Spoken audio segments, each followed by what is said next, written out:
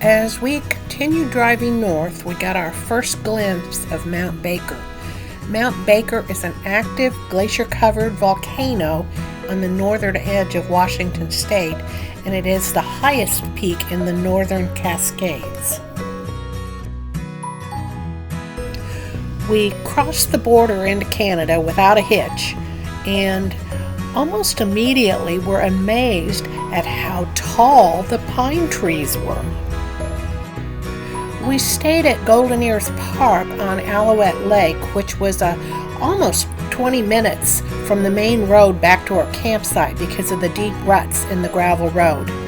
Once we got tucked into our campsite, we were 4 days without internet or cell service, even with Starlink, because of the heavy tree coverage.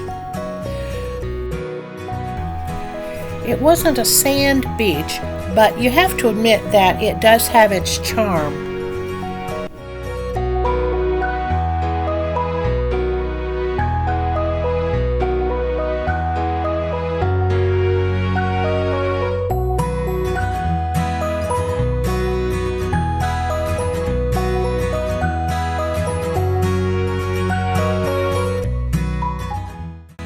There were bear warnings all over the park, but the only wildlife we saw were two very large, very ugly slugs.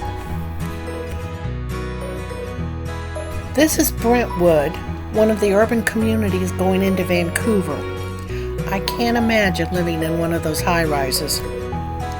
Our first stop was Stanley Park, which covers nearly 1,000 acres right on the edge of Vancouver.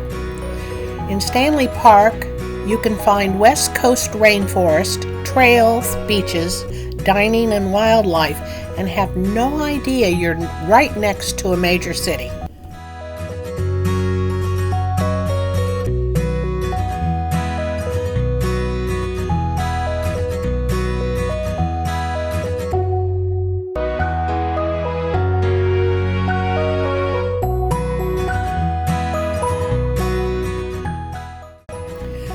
This is the skyline of Vancouver from the Stanley Park seawall.